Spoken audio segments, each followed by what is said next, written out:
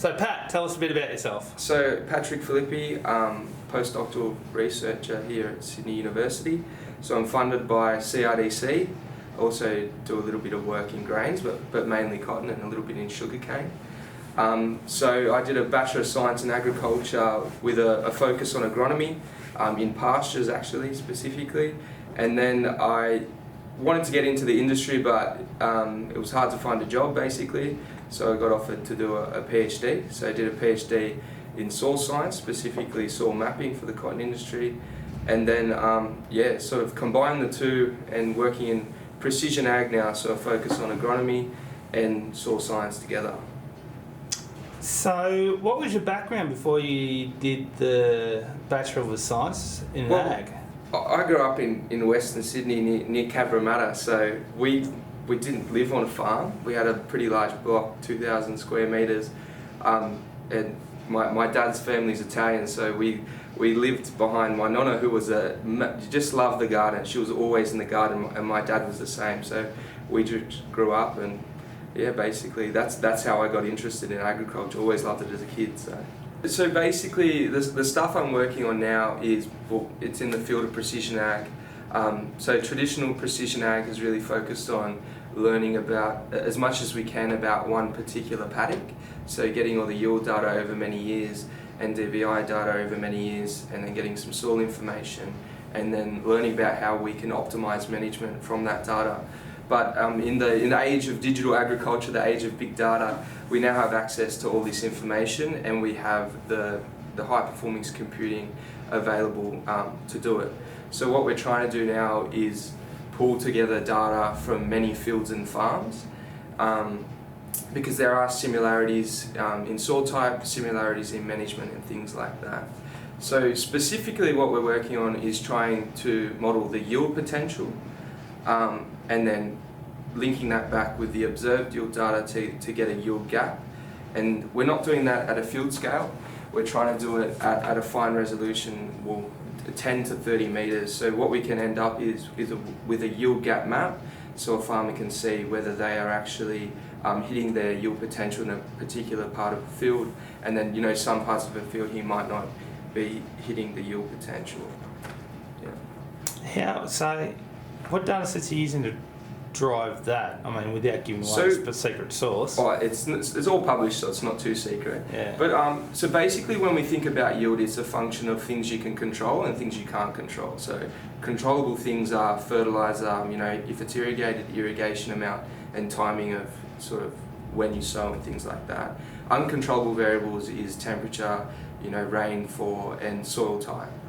And so with all these data sources now, we have a lot of data sources that describe the uncontrollable variables, so soil type, temperature and everything, and then we have some imagery as well. And controllable variables, if the data is stored well, which usually it's not, we might have some information about sowing date, timing of applications and how much was applied. So if we pull that together, you can create a model that basically describes yield. So doing it over one paddock doesn't give you much ability, but to improve the model you can pull together many things, and with machine learning you can just plug it all in one model. And how's that? What's the level of accuracy? What's the level of regression you're getting? It depends. So one thing is that when we validate our models, we need to make sure that we don't include any information from that year. So we've seen a bit of stuff where you'll build a model in 3 years, and then you'll try and predict for a paddock, but there's information from that year included from the next paddock, which obviously is going to be very correlated. So we've been doing some independent validation, and the RMSE for cotton is not too bad. It's about 1 bale a hectare. But one thing we've been sort of looking at is we're predicting at a 30-metre scale, which is quite fine. And then if we aggregate that up and predict at 90 metres, the accuracy gets a bit better. 250 metres it's better, and at the field scale it's even better. So it means that basically we're good at predicting at a field scale, but not so much at 30 metres yet. At the site-specific level. Okay, so I mean, obviously as you refine it, you're going to hopefully develop up a better correlation at the site-specific level. Yes. So as you develop that, what would you like to see spin off that? Was there any specific management practices or anything like that that you'd like to explore? The low-hanging fruit, I suppose, everyone always opts for nitrogen, but the thing about nitrogen in cotton is that cotton growers are really reluctant to use a tool like this unless they know it is really accurate, because every agronomist I talk to says if I under-apply nitrogen and, you know, it's not even matched to how much water I've applied, my boss would shoot me. So it's going to be hard to move to that for nitrogen. But there's other things we're looking at is that, you know, application of PICs and growth regulators and things like that. But yes. Yeah. You see what the work that you're doing in the cotton space being able to be extrapolated across or used in other parts of the agricultural industry? Yeah, so we have originally what we're doing now, we kind of started with grains in Western Australia. So there's another researcher here who's focusing on that, specifically using sensors and stuff in nitrogen, for nitrogen as well.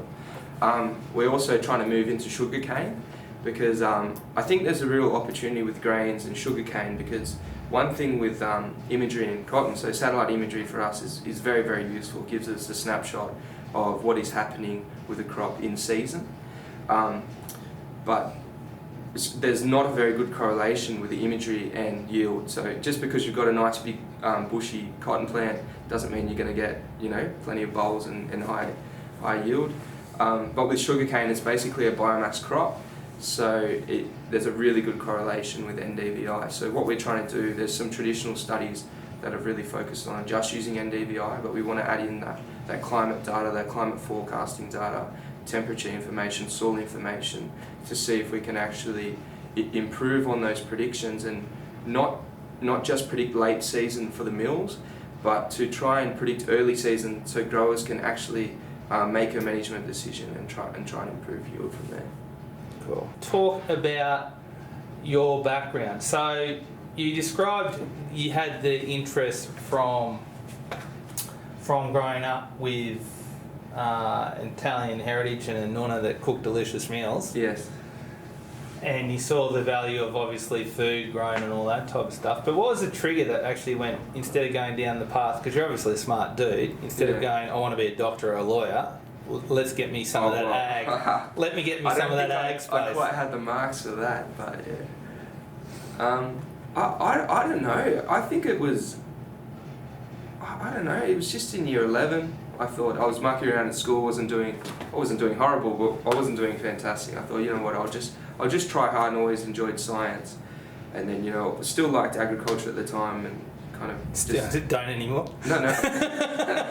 I still do, yes, even more now. So I just, I don't know what it was, I just had no idea what else to do, and I thought with a passion for science and agriculture, I looked and there's a degree on science and agriculture at Sydney Uni, so I just applied for that, and was more into livestock, to be honest. It was a bit more exciting when I was an undergrad, but then I realised that it's not that exciting, and crops and agronomy is the way to go, so that's how I got into agronomy. So as a young person in agriculture moving into this space, do you feel there's a big future in ag for people in ag young people in ag to move into? Or young people moving to ag? You know what I mean? I know what you're talking about, yeah. Of course, you have to be optimistic. I mean, it's a bit sad at the moment that we're in a drought, so everyone's a little bit pessimistic at the moment, but it always rains again. So, honestly, I'm really optimistic. I don't know how much ag's going to change in the next 10, 20 years, to be honest. I kind of think it's going to slowly move forward, and there's all this talk about data now and, you know, plant-based meats and things like that, and I think they're going to improve. But I just don't think things are going to change that much, but I think there's a massive opportunity for improvement on the systems we do have now. Okay. Do you feel, and as you are at the leading edge, and what I would say the bleeding edge of some of this research, where do you feel actually these new jobs and innovations going to come from? There will be automation, robotics. What do you see as being the next area of job growth and innovation in ag? Well, I'll be a bit obvious and say that it's going to be around data. I mean, we have a lot of data sitting there, I suppose we've been in the data collection phase in the last 10 years, but a lot of it really hasn't been analysed and pulled together. So I think what we're going to see is a lot of engineers and data scientists coming into ag, and we're starting to see that universities actually teaching agriculture and data science together. So I think it's going to be around actually understanding the data, pulling it together and trying to make something useful for the farmer out of that, rather than them just having gigabytes and gigabytes of data just sitting there not being used. One thing is, if just a straight data scientist, we see people come in, and if you've got no knowledge of what the data actually means, you often don't get value for it. So one thing is, you need to be an agricultural data scientist, not a data scientist, and not just an ag scientist. You need to know both things, because the data we have is it's crazy, it's broad, it's diverse. So you need to be an agricultural data scientist. And I suppose because we do work in agriculture, we work over very large spaces, GIS and spatial analyst skills are very, very useful. So, yeah. Where will agriculture be in 5, 10 and 25 being driven by data? Oh, honestly, 5 years, I'm not that hopeful that we're going to sort everything out by then. I feel like we're still in a bit of a mess. There's still discussions. I've seen it for the last 5 years. I haven't seen too much improvement yet. There's a lot of companies out there trying to do the same thing. Everyone's trying to create one tool. In 10 years, I think we're going to have it fairly sorted. It's going to narrow it down. The big fuss around startup companies and snake oil salesmen come in, I think a lot of them will disappear. We saw it when remote sensing was first around, 20, 30 years ago. There's a lot of companies doing that. Not that I was very old then, but yes. So 10 As someone who was around that, I would agree. Yeah. So 10 years, I think we're going to have it fairly sorted. It's going to be a lot clearer. 25 years, we'll all be driving flying cars, and we won't have to actually go on the farm at all. So. Like.